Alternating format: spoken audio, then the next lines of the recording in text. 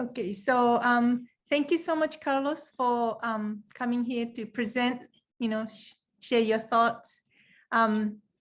We would like to start the session now, so please. All right, so thank you for the invitation and for organizing this conference. I would like to share with you some of my experiences during these 2 years of the COVID-19 pandemic in 2 different cities, in 2 different countries. The differences I'm going to be talking about are both in terms of the strategies used in these different institutions in different cities, but also the government level strategies and restrictions that were put in place at different moments. So the first part is going to be, as you can see here, a very brief overview of this field of languages for specific purposes.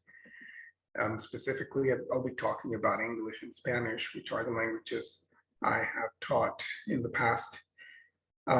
First, I'm going to talk about my experience in Seoul, South Korea during 2020.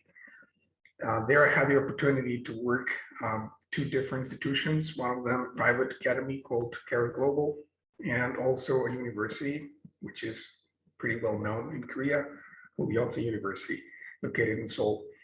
After that, I'm going to talk about my experience in Vienna, working at the Vienna University of Economics and Business.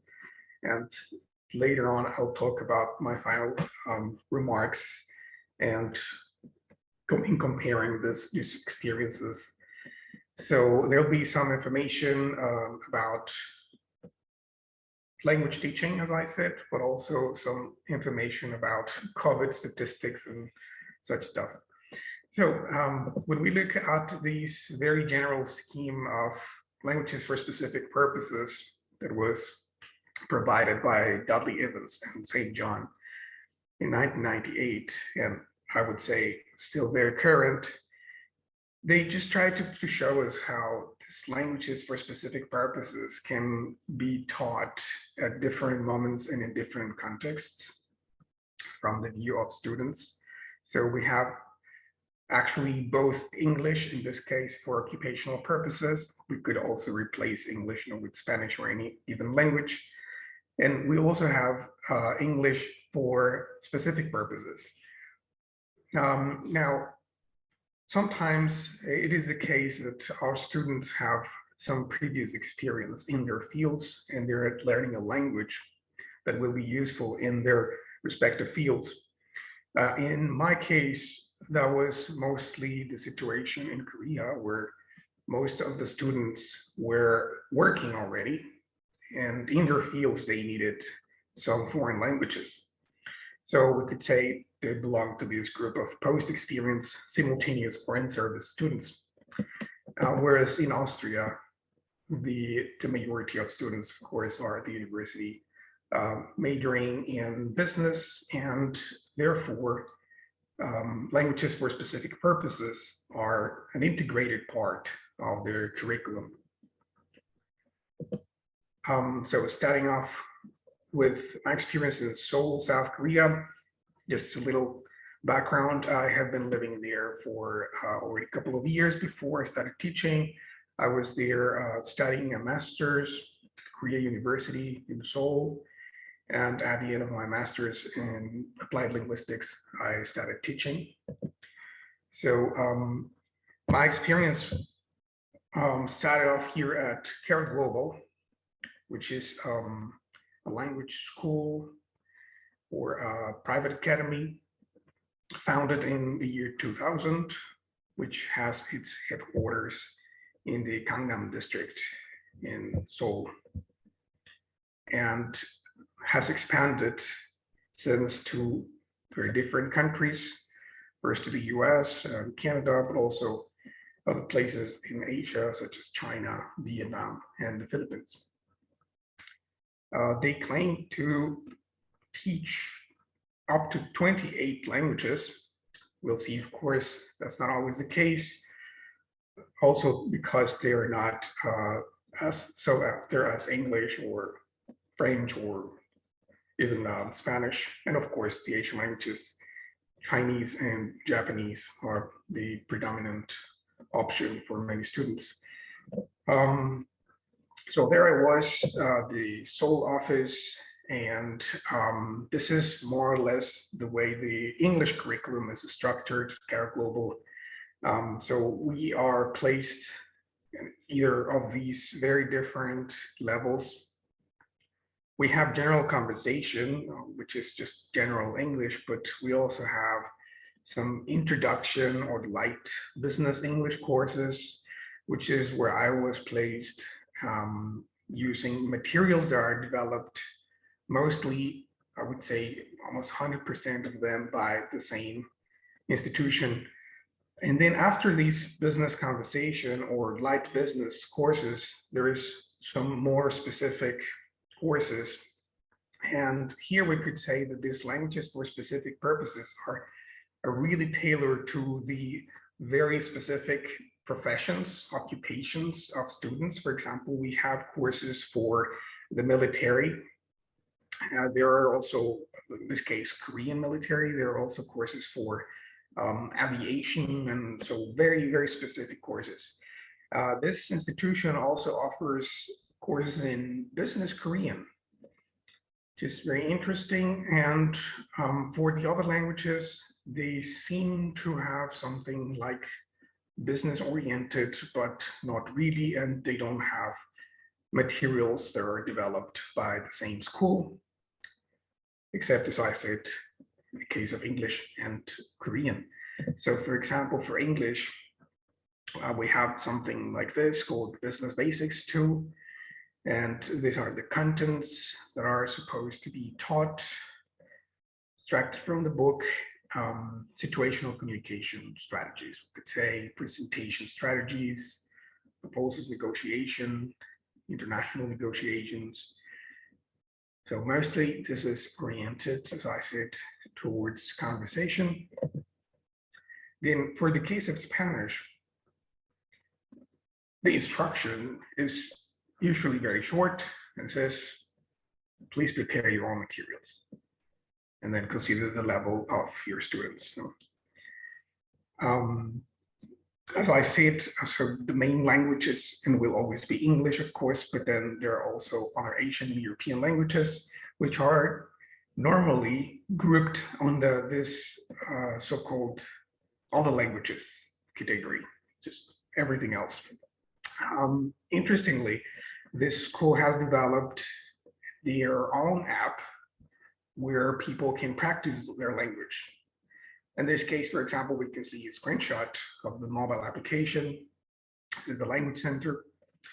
It's called, and there you have English, Vietnamese, Chinese, Spanish, Russian, as well as some particular activities for fluency. Then it's interesting to note as well that for Spanish teaching positions, for example, this one here in Seoul, the Gyeonggi area, they are advertised as general conversation, but also business conversation, regardless of the level of students. So we have students, as I showed before in the instruction, who are at a very beginner level, not yet intermediate, although they are presented as beginner intermediate level, who learn, let's say, from scratch, this business-oriented Spanish with materials that are developed, as I said, by other institutions or instructors themselves. So when it comes to Yonsei University, I am referring basically to the Foreign Language Institute, or FLI, which was established in 1969 and offers also an array of different languages, predominantly English, also business English.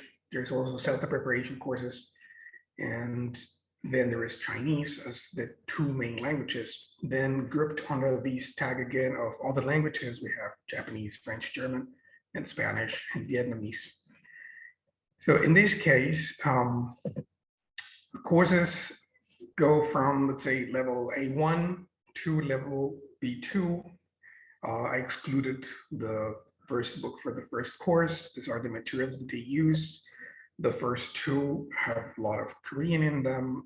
The ones for levels 3 and 4, not so much.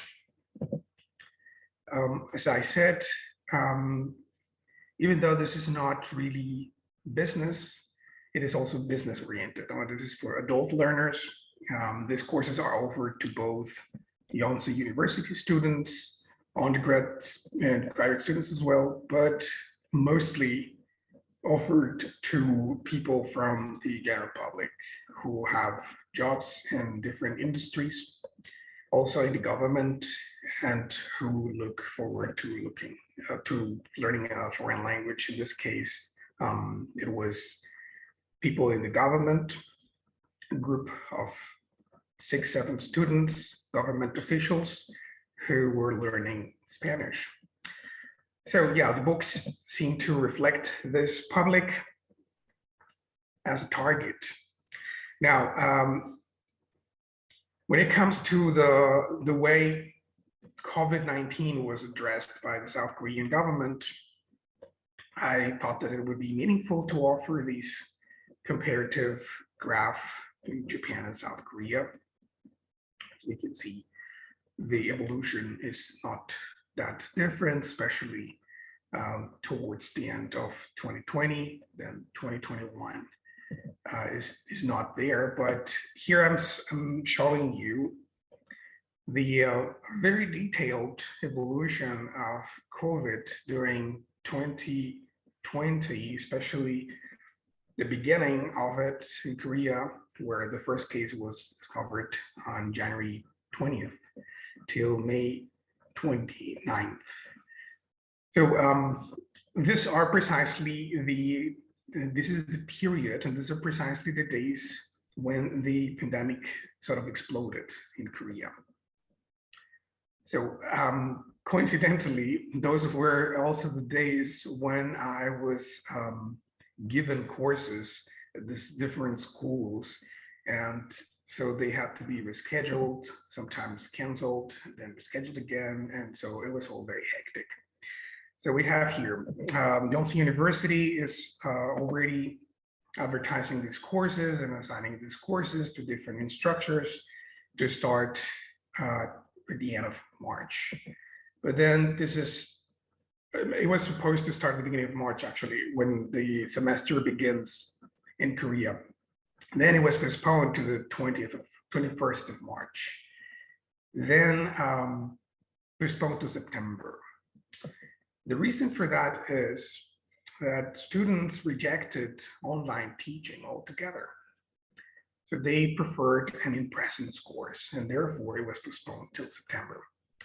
For Care Global, the situation was quite similar. They had scheduled some courses to last between April 6th and June 26th. They were also postponed till September. Now, the situation in September was actually not as good as everybody expected. So in August, the situation, as we can see here, was not really as dramatic in Korea, I would say, especially now from this perspective in Europe. So there were some minor restrictions in place. We had, for example, high-risk businesses in the Seoul region. And this is important because in Seoul, the restrictions were always a little different. They were a little harsher than in other parts of the country. So there, even though they were harsher, there were only restrictions on very large gatherings. For example, indoor gatherings of above 50 people or outdoor gatherings with over 100 people were banned. Interesting here, university lectures moved to online for the fall semester. So in September, there were more relaxed rules, let's say, and some after-school academies, academies or hagwons, which is the way they are called in Korean, were allowed to open again. And September, Yonsei University also decided to resume all language courses, but this was via Zoom.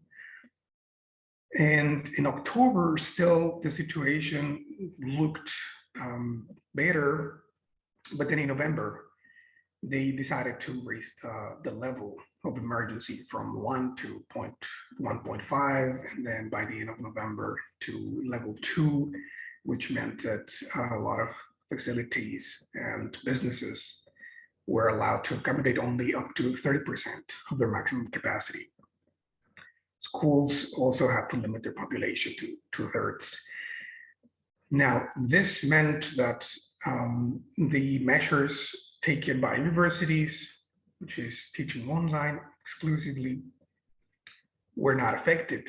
Now, when the situation started to change later on in 2021, teaching remained virtual. So even today, Yonsei University is teaching online through Zoom. Now, this chronological depiction of COVID in South Korea ends right here, because that's when I moved to work in Vienna.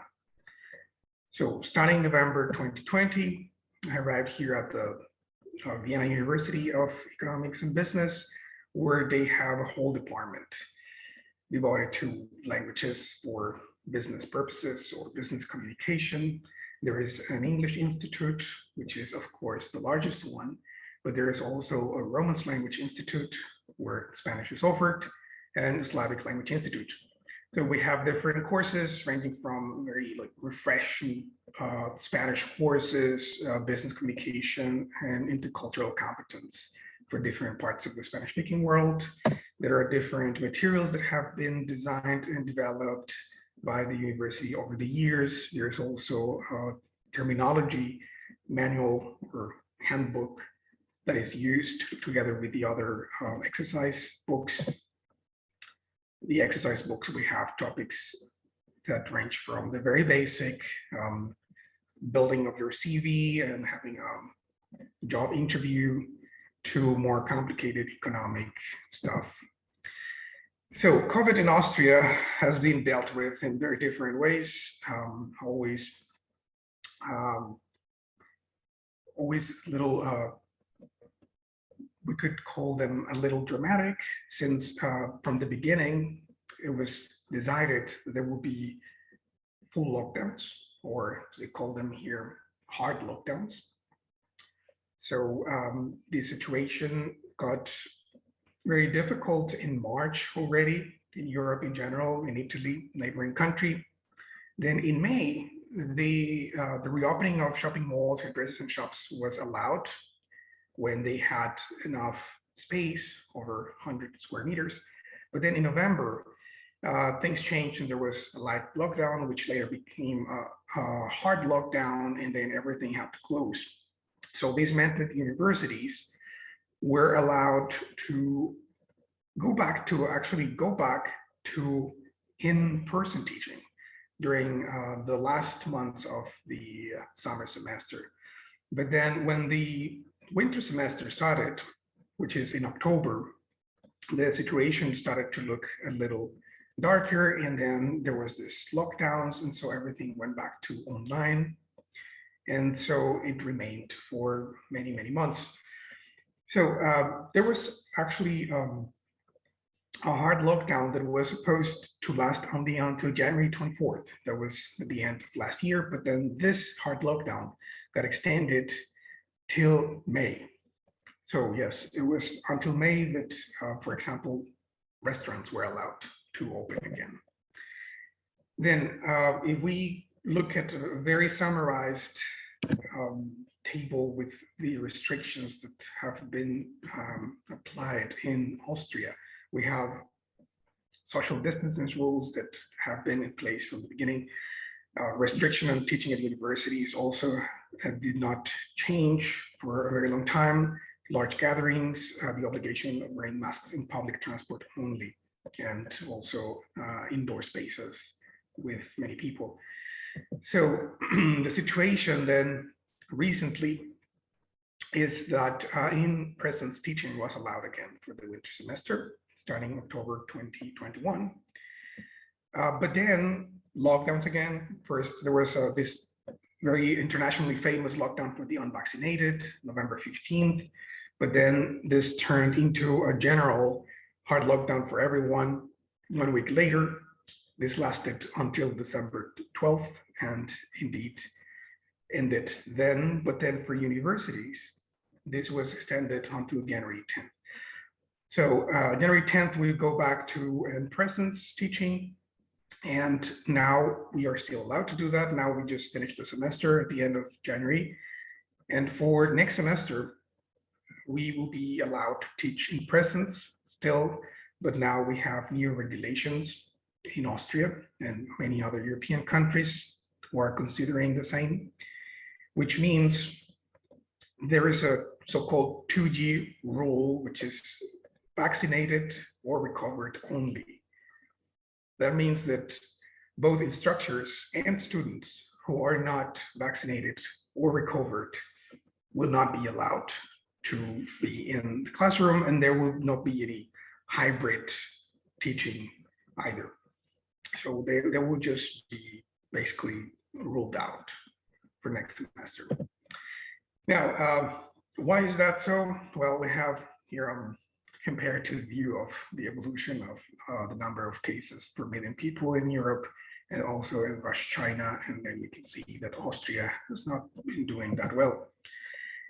So at the University of Vienna, there's been some, the Business University in Vienna, there's been this multiplicity of ways to deal with the COVID pandemic. So of course, there's been the traditional Teams and Zoom teaching, but also there is a university portal that has been expanded with online activities, and also there has been a way to include links to the Zoom sessions themselves, but also part of the platform is for designing online tests. So this is like the lower part of the portal options. Then the vaccination situation in both countries, if we look at the animated graph, well, it started very slowly in Korea, but right now it is much more advanced than in Austria, with 87% people with at least one shot, 86% of population with 2 shots, whereas in Austria right now, and after big efforts by the government, we are still at 74%. Now there is this mandate that it is still in place. This has not been canceled, that says that in February, people who are not vaccinated, they will have to pay fines. Right now, as I said, they are already not allowed to go into shops other than the grocery shops. Next semester, for example, as I said, they won't be able to take in-presence classes. So summarizing everything I have said, these 3 different schools in 2 different countries, my experience in them teaching mostly Spanish. We have different levels, mostly beginner, intermediate. We have similar contents, except that at the University, Business University in Vienna, there is also purely economic content. The public was also different in all 3 schools. The group size was similar in both schools in Korea, not in Vienna, where we can have up to 20, 25 students sometimes. And the teaching mode after COVID was also different, as I mentioned before, at the Business University in Vienna, where we have multiplicity of different options and also in-presence classes. This is useful then to talk about my remarks, final remarks, comparing these experiences. First of all, there is a limited focus on business communication aspects of Spanish courses in Korea, given that most of the attention is placed on English. So there are no materials for business Spanish, even though there are courses advertised as such. There is no institutional online platform for languages at the Foreign Language Institute. So of course, for graduate undergraduate students at Yonsei University, there is this portal that is used for communicating important news and grades and so on. But then for languages which are taught at the Foreign Language Institute, there is no such thing. Also, as I said, these language courses were not part of the curriculum. Students can choose, but there is no such thing as business Spanish as part of the curriculum, regardless of the major. Interesting to me to mention is that there is a generalized rejection towards hybrid mode among university instructors in both Seoul and Vienna. So preferring, of course, in presence, but also online, not hybrid modes. There are similar patterns observed among Korean and Austrian students during COVID-19. There is lower motivation right after switching to virtual modes. So virtual teaching, of course, especially when it's so hectic as it is in Austria, where sometimes for a couple of months there is in-presence teaching, then online, then in-presence, then online, and so on. So this back and forth is not very welcome by students. And there is an acceptance of mandatory mask use, vaccination, and other restrictions in both cases.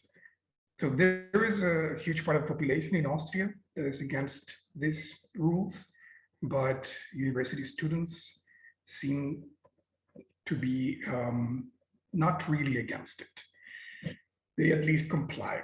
So there are differences too observed between Spanish courses. As I said, for example, there is an actual emphasis on conversation here at the Business University in Vienna compared to other schools in Korea, for example, Yonsei University, even during online teaching. There is more conversation, not only on paper, but in reality. And as I said, these enhanced online learning resources at CARE Global are in the form of a mobile application, whereas at the Business University in Vienna, they are part of the university portal. But in the case of Yonsei University, there is no such thing.